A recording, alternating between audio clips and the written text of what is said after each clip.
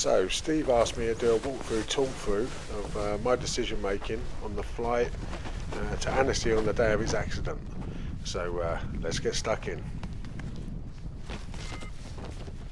On the day, it took till about 11 o'clock until the RV started to have a few wispies starting on it. So we checked the forecast, Cape forecast looked good. We checked SkySight and the forecast showed there was a probability of showers. This had been the case for most of that week. And with that in mind, we got ourselves together and headed to launch. We got up to launch and not a lot was happening. People weren't really climbing out. There was a stable layer down low. In my eyes, there was no rush. It hadn't really switched on properly. As you can see, I'm sort of flying down this ridge and usually I'm getting hoovered up here.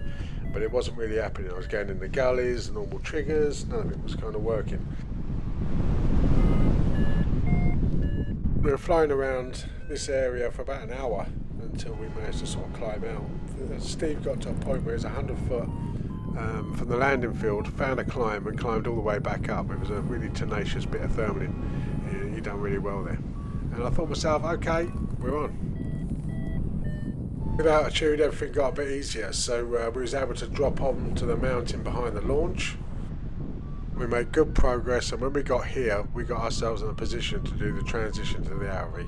It was seriously hard work down low and extremely sweaty, so it was nice to get up and drift around with this cloud, getting ready for the transition. That was sticky as Always good to look up at Matt's wing.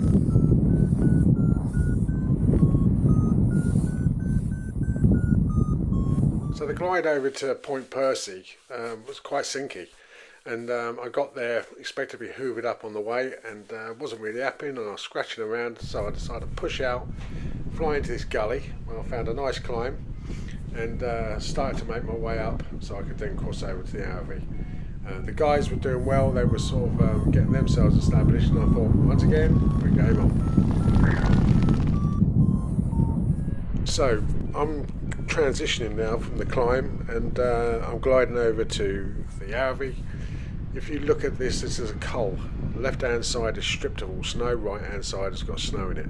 So that tells me the left side is more into sun, because that's why the snow's melted, and also more warm air is probably coming up that side. So I'll position myself to give myself the best chance. Left shoulder, Stevie.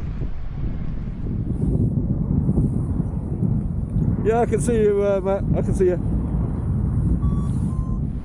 So now I'm on the main ridge. Steve's at 1 o'clock high, and I'm trucking along here, and ordinarily I'll be going up at like 2 meters a second. This whole area had been in sunshine since 8 o'clock this morning, but it wasn't really working, and I was just trucking along, and hopefully I was going to run into a thermal along the way. I was having a lot of frustration on this trip because I did some adjustments to the harness, which felt great in the hangar, but was shit when I was actually flying it. This meant, obviously, as the guys were pushing hard, I was falling behind. So they became a pair, and I was on my own. Well, life don't get any better than this. This is friggin' amazing.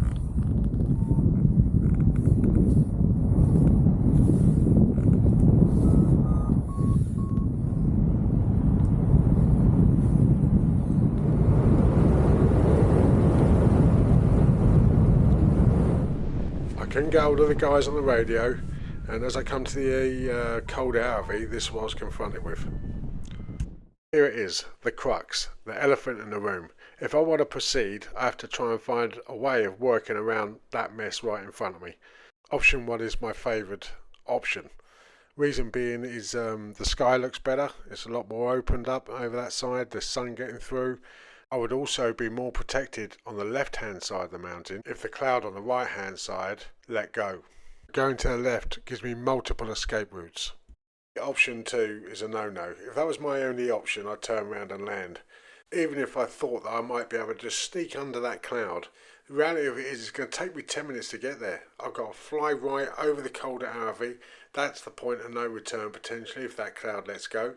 The escape routes are very minimal. It was also shady. There was nothing there for me. I had no desire to go in there at all. It's really important that you recognise a crux when you come across it. And if you haven't got an answer, you haven't got a good, safe, solid route, then bin it. Just turn around and fly back. I hatched a plan, obviously option one, but I did set out some very strict rules that I was going to adhere to, and I'll explain that now. So for me to carry on, what I really need to do is find a climb on this nice big wall of granite to the right hand side and get myself to base, because I want to look where I'm going to transition to and make sure that the plan I had to fly that side is still valid. I can see the terrain, I can see what the clouds are doing, I can assess what my escape routes are if the plan doesn't work out. I don't get myself in a situation where I'm going to snooker myself. There are so many decisions you have to make when you're flying cross country. So it's important that you know when to slow down, take stock, look at the bigger picture, and remember, the plan is only the plan if it remains doable. If at any point executing this plan I felt like it was going to shit, I would ditch it and go and land. I managed to get to base and verified everything that I thought it was going to be over that side. As you can see, there's some nice big valleys right out front, and I'm flying now over to the sunny side and put myself over the top of these triggers to find myself a nice climb. As you can see, on the other side of the mountain is just now cloud burst over that other side. I flew into here sort of thinking I was going to catch up with the guys, but it's not unusual if you do get split up. You end up catching up with the guys 10 minutes later. So this here is the move. I've flown over to the sunny side. I don't want to be thermaling anywhere near that mountain. I'm quite a way away from it. I'm climbing up, and as I'm climbing, I'm starting to manoeuvre myself to the outside of the cloud, because if that cloud I'm under starts to look a bit more threatening, I can just fly away and bail out. So the plan now is to take this pretty much all the way to base and then run the clouds all the way into Marlin. I was getting a little bit concerned now, thinking to myself, I hope those guys ain't in that rain, and I'm looking for them, shouting out on the radio and not getting anything, can't see nothing. You guys ain't getting rained on, are ya?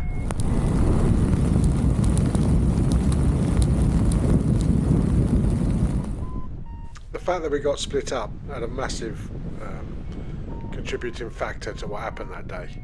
It's so important that you try and fly as a group. You know, you've got more people working the problem. It's easy to get excited and push on and maybe follow other people into a sort of situation, but you have to listen to your gut, and if you're unsure, you know, just slow down, let everyone catch up and sort of say, what do you think? Or if you don't like something, say, I don't like that, what does everyone think? Guys?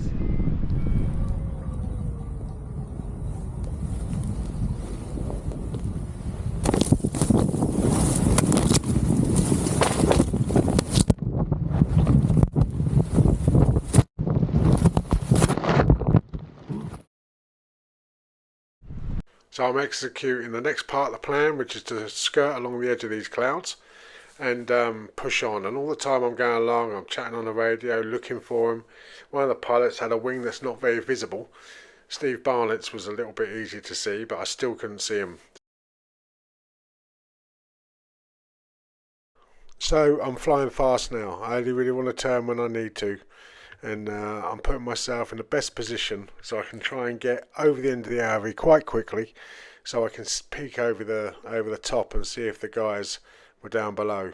All the time I'm on the radio and getting no sort of response. I'm trying to be positive. The guys were pushing hard earlier, but there was a feeling inside that I thought, well, I'm flying really fast now. There's a good chance I should be seeing them. They may have landed because of rain.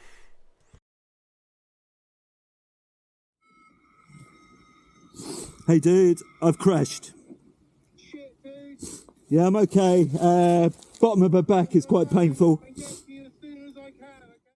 I'm now gliding to Marlin. To the left of the pod is the Marlin site. You may fly there if you fly the Annecy region. It's a morning site. And still I'm not turning. I'm just pushing. I'm looking everywhere and I can't see them. So the next thing is I'm thinking to myself, well, maybe they have really gunned it. So the plan is now, hopefully I'll catch up with the guys crossing this ridge. I cross where I do because I'm not in the influence of the valley wind. If I was to cross lower down to the left, I would get smacked by some serious lee side rotor from the valley wind. I fly into this gully, there's a little bit of sun, it's sunny down below, and it wasn't feeding anything. So I'm sort of circling around, looking at my options, and really heading up to the Tornet there. It's covered in cloud, and it's quite committed going up that way. So I point my glider to a place on this ridge where if it wasn't working, or I end up hitting a bit of valley wind, I can just turn to the left, fly away, and land safely. So now I'm running up the ridge to head up to Forklar. All the time I'm on the radio. If they were in the landing field, the Doorside landing fields to the left of me, they would hear me on the net, but there was no callback. So the last thing really I had to do before I decided to skip it was to basically fly up to Forklar, have a look round there, get on the radio because I was in full line of sight pretty much of the whole valley, and if I hear nothing from them there, then yeah, they've definitely landed. Now, the elephant in the room is that cloud over the Tornet, which is back at Forklar. That one's looking menacing as well. And this is the thing, this is how it works. If there's a risk of showers, they're going to be on the biggest lumps. What really shocked me, flying around there with that cloud, was that people were still taking off. When you're in Annecy, just because you see people flying, it does not mean it's flyable. Look at that cloud now. That looks pretty threatening. And still, people are flying around in total ignorance. It's really important, when you're flying in the mountains, that you do remain extremely vigilant. Guys, it's only paragliding. And I think it's important that we remember that. I hope it's been helpful. Here I am coming into land. And the first thing I obviously do is go for my phone. I get 16 messages and I get to find out about Stevie's accident. Steve's getting the ride of his life. A massive thank you has to go out to Matthew Roach and Jared Glister.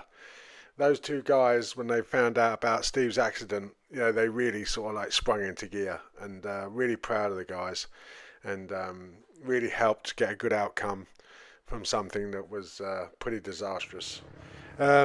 Also, a massive thank you to the rescue services. I mean, if you're going to have this type of accident, and I wouldn't wish it on anyone, the French rescue teams are just fantastic. So big thanks out to them too.